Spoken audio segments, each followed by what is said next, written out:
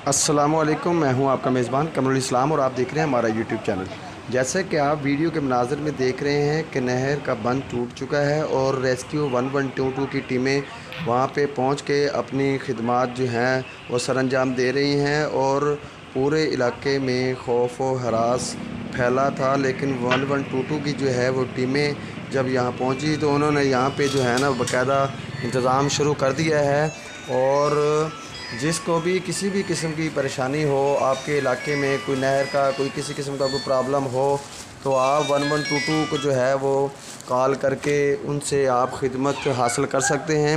ये एक ऐसा इदारा है जो हर मुश्किल में हर मुसीबत में काम आता है और एक कॉल करने पे आपके घर में पहुंच देता है। किसी भी किस्म की कोई प्रॉब्लम हो, मसला हो, जैसा कि मनाज़र में देख रहे हैं 1122 की टीमें किस तरह जान पे बाजी लगाकर